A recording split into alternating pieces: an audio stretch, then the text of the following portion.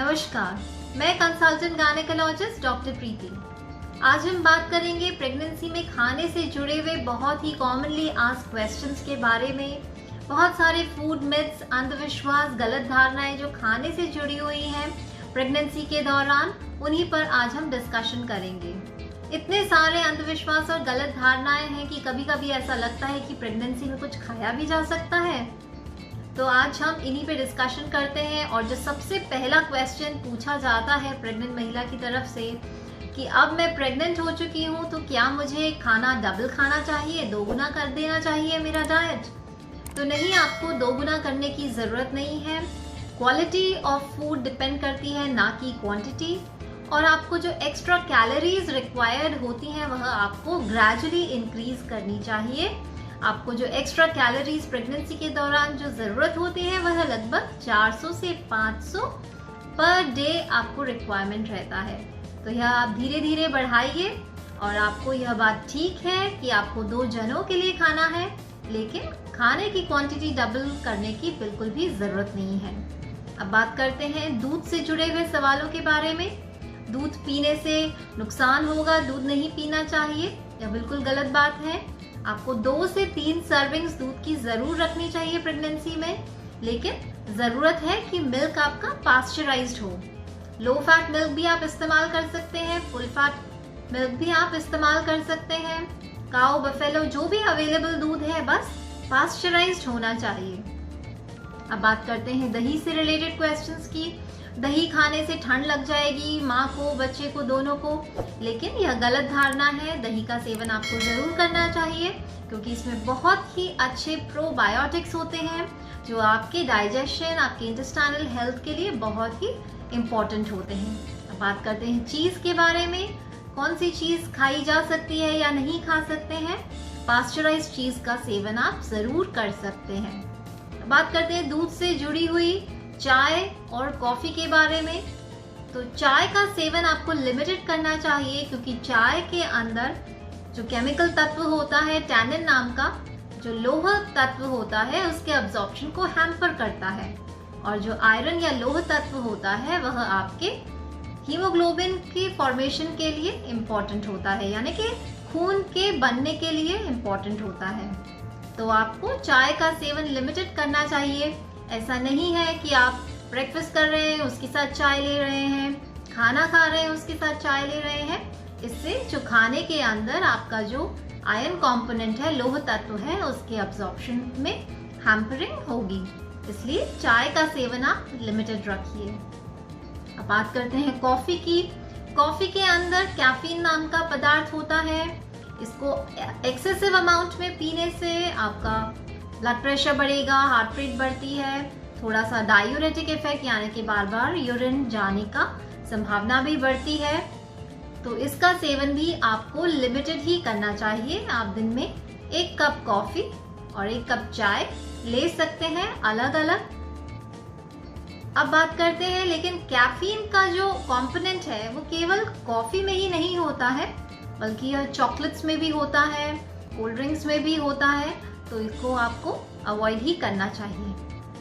बात करते हैं चॉकलेट्स के बारे में। चॉकलेट्स आजकल बहुत सारे तरह तरह की चॉकलेट्स अवेलेबल हैं। बहुत सारे ड्राई फ्रूट्स वाली चॉकलेट्स हैं। महिलाएं कहती हैं हम तो आलमंड वाली चॉकलेट का सेवन कर रहे हैं तो वह तो हेल्दी है, न्यूट्रिशियस है। पर नहीं, चॉकलेट एक जंक फूड ही तो है। वो आपको सिर्फ एक्स्ट्रा कैलोरीज प्रोवाइड कर रही है। आपको जो रिक्वायरमेंट जो न्यूट्रिएंट्स की है वह आपकी पूरी नहीं हो रही है। और जैसा कि मैंने बताया, इसमें कैफीन तत्व भी होता है। तो चॉकलेट्स आपको अवॉइड करनी चाहिए। कभी कभी अपनी क्रेविंग्स को दूर करने के लिए आप चॉकलेट थोड़ा अमाउंट में खा सकते हैं। अब बात करते हैं, बहुत ही एक फनी क्वेश्चन है इनफैक्ट, कि सफेद चीजें खाने से बच्चा गोरा होगा और काली चीजें खाने से बच्चा काला हो जाएगा। पर ये एकदम गलत धारणा है। ऐसा कुछ नहीं है। आप सोचिए, सफेद चीजें खाने से बच्चा गोरा होगा और डेली रसगुल्ला खा रही हैं, पर यह एकदम फूड मिथ ही है, गलत धारणा है, मिसकंसेप्शन है। तो ऐसा कुछ भी नहीं होता। बच्चे का जो कॉम्प्लेक्शन है वह डिपेंड करता है पेरेंट्स के जीन्स के ऊपर, ना कि जो आप खा रही हैं सफेद या काला। अब बात करते हैं फ्रूट्स और वेजिटेबल्स की, कि कच्चे फल फ्रूट हम खाएंगे तो इसमें जो केमिकल्स हैं वह भी शरीर में चले जाएंगे, पर ऐसा नहीं है।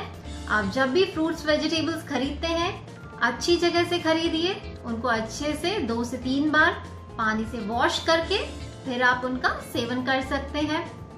अब बात करते हैं फ्रूट्स। कुछ सिट्रस फ्रूट्स होते हैं जैसे मौसमी है, संतरा है, कहा जाता है उनको खाने से बच्चे को ठंड लग जाएगी, माँ को ठंड लग जाएगी, पर इनका सेवन आपको लिमिटेड क्वांटिटी में जरूर करना चाहिए, क्योंकि यह फल जो सिट्रस फ्रूट्स होते हैं विटामिन सी से भरपूर होते हैं। विटामिन सी आपकी इम्यूनिटी के लिए, आपकी हेल्थ के लिए बहुत ही इम्पोर्टेंट है, और जो आयरन अब्जॉर्प्शन होता है, लोह तत्व का अब्जॉर्प्शन में भी यह काफी हेल्पफुल होता है। इसलिए आपको सिट्रस फ्रूट्स लिमिटेड क्वांटिटी में जरूर खाना चाहिए। 9 महीने काफी लंबा टाइम होता है, तो गर्मी का सीजन भी आ सकता है, तो गर्मियों में तो मैंगोज आते ही हैं, तो कहा जाता है मैंगोज नहीं खाने चाहिए क्योंकि मैंगोज गर्मी करते हैं, पर ऐसा नहीं है। अगर लिमिटेड क्वांटिटी में आप खाएंगी, आधे से 1 मैंगो अगर खाती हैं तो इसमें कोई नुकसान नहीं है, लेकिन अगर आप 4 से 6 मैंगोज खा लेंगी एक दिन में तो जरूर नुकसान ही होगा। उचित मात्रा में खाई जाने वाली कोई भी चीज आपको नुकसान नहीं करेगी, लेकिन एक्सेसिव क्वांटिटी में खाई जाने वाली चीज प्रेगनेंसी ही क्यों, नॉर्मल अवस्था में भी आपको नुकसान ही करेगी। अब बात करते हैं ड्राई फ्रूट्स की, कि ड्राई फ्रूट्स नहीं खाने चाहिए, बहुत गर्म करते हैं, तो इनको अवॉइड करना चाहिए, लेकिन ऐसा नहीं है। हालांकि काफी न्यूट्रिएंट डेंस होते हैं ड्राई फ्रूट्स, बादाम है, अखरोट है, किशमिश है, लेकिन लिमिटेड क्वांटिटी में आप इनको खाएं। आप मेरे चैनल पर दूसरी वीडियो भी देख सकते हैं जिसमें मैंने बताया है कि बादाम को किस तरह से कितनी क्वांटिटी में खाना चाहिए, तो आप लिमिटेड क्वांटिटी में ड्राई फ्रूट्स का सेवन कर सकते हैं। यह गर्म नहीं करते। अगर आप प्रेगनेंसी से पहले इनसे एलर्जिक नहीं है तो प्रेगनेंसी के दौरान भी एलर्जी होने के चांसेस बहुत ही कम या नहीं के बराबर ही होते हैं। अब बात करते हैं केसर के बारे में। केसर के बारे में यह धारणा है केसर खाएंगे तो बच्चा बहुत ही प्यारा कश्मीरी बच्चों की तरह बहुत ही क्यूट गोलू मोलू हो जाएगा, लेकिन केसर की मात्रा भी आपको एकदम लिमिटेड, दूध का फ्लेवर चेंज करने के लिए 1 या 2 स्ट्रैंड्स केसर के आप ले सकती हैं। फर्स्ट ट्राइमेस्टर में चाहे तो आप अवॉइड ही करें, क्योंकि यह काफी एक स्ट्रॉन्ग हर्ब है, तो आप लिमिटेड क्वांटिटी में इसका सेवन कर सकती हैं। एक्सेसिव अमाउंट में आप सैफरन को इस्तेमाल ना करें। बात करते हैं सी फूड्स की। सी फूड के बारे में कहा जाता है कि सी फूड नहीं लेना चाहिए, बिल्कुल ठीक बात है। मर्क्यूरी रिच जो फिशेस होती हैं उनको आपको सेवन नहीं करना चाहिए। मर्क्यूरी काफी एक टॉक्सिक पदार्थ होता है जो बच्चे के डेवलपमेंट में हैम्पर करेगा और बहुत सारे और भी प्रॉब्लम्स क्रिएट कर सकता है। तो मर्क्यूरी रिच जो भी सी फूड है, फिश है या और भी जो सी फूड्स होते हैं उनको आपको अवॉइड करना चाहिए। लेकिन आप जो फ्रेश वाटर फिशेस है जिनमें मर्क्यूरी की क्वांटिटी नहीं होती उनका आप सेवन जरूर करें, क्योंकि इनमें काफी अच्छा सोर्स है यह ओमेगा 3 फैटी एसिड का, जो कि आपके बच्चे के ब्रेन डेवलपमेंट के लिए, हेयर के लिए, स्किन के लिए, आई विजन के लिए काफी अच्छा सोर्स माने जाते हैं। अब बात करते हैं मीट की। तो ये जो मीट है, फिश है, इनको आपको एक तो हाइजीनिक प्लेस से खरीदना है, अच्छे से प्रॉपरली वॉश करने के बाद में, एंड प्रॉपरली आप इनको कुक करके ही इनका सेवन करें। कच्चा फिश या कच्चा मीट आपको सेवन नहीं करना है, प्रॉपरली इनको अच्छे से कुक करने के बाद ही इनका सेवन करें। अब बात आती है एग के बारे में। एग खाने से गर्मी होगी, बहुत गर्म रहता है, पर नहीं, आप 1 या 2 अंडों का सेवन कर सकती हैं। बस आपको इनको कुक करके ही, प्रॉपरली कुक करके ही खाना है, और इनको रॉ के रूप में या कच्चा जो अंडा होता है उसका सेवन नहीं करना है। अब बात करते हैं कोकोनट के बारे में। नारियल से जुड़े हुए बहुत ही कॉमन क्वेश्चन रहता है कि नारियल खाने से जो धारणा है कि बच्चे का सिर भी बड़ा हो जाएगा और फिर नॉर्मल डिलीवरी में दिक्कत आएगी, पर नहीं, आप नारियल का सेवन कर सकते हैं। वही बात है, लिमिटेड क्वांटिटी में आप इसका सेवन कर सकते हैं। आप एक नारियल का पानी भी पी सकते हैं, इसमें आपको कोई नुकसान नहीं है और बच्चे का जो हेड साइज है वह नारियल के ऊपर डिपेंड नहीं करता। अब बात करते हैं स्मोकिंग। क्या स्मोकिंग करना ठीक है?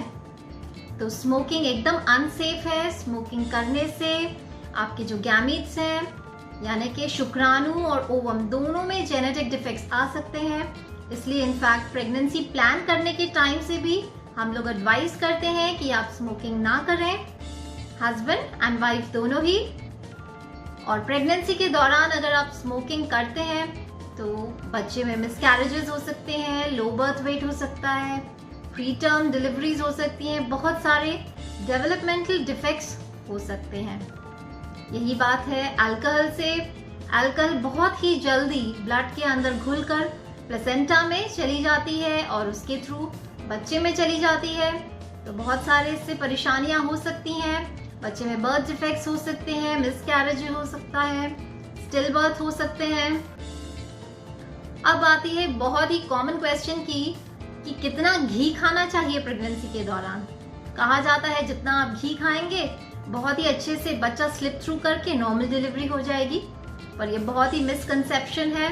जितना आप एक्सेसिव घी खाएंगी उससे आपका एक्सेसिव अननेसेसरी वेट ही बढ़ेगा। उसकी वजह से इनफैक्ट और आपको नॉर्मल डिलीवरी में प्रॉब्लम ही आएगी, क्योंकि घी क्या है, जस्ट एक फैट है। विटामिन मिनरल्स तो इसमें एक्स्ट्रा कुछ भी नहीं है, तो आपका अननेसेसरी वेट गेन करके आपको प्रॉब्लम ही देंगे। तो लिमिटेड क्वांटिटी में घी खाने में कोई भी परेशानी नहीं है। अब एक बहुत ही फनी सा क्वेश्चन है कि स्पाइसी फूड खाने से लेबर इंड्यूस हो जाता है, पर अगर इतना इजी होता लेबर इंड्यूस होना तो सारे ऑब्स्टेट्रिकल कॉम्प्लिकेशंस दूर ही हो जाते। तो स्पाइसी फूड खाने से आपको एसिडिटी, हार्टबर्न ये समस्याएं जरूर हो सकती हैं, लेकिन इससे लेबर इंड्यूस नहीं होता है। तो इस तरह से आज हमने बात किया है बहुत सारे फूड मिथ्स जो प्रेगनेंसी से जुड़े हुए हैं उनके बारे में। आपके लिए हेल्दी डाइट खाना बहुत ही जरूरी है प्रेगनेंसी में। आप उसका सेवन करें, खुद भी अपनी हेल्थ का ध्यान रखें और बच्चे की हेल्थ का भी ध्यान रखें। मिलते हैं फिर अगली वीडियो में मेडिकल इंफॉर्मेशन के साथ। नमस्कार।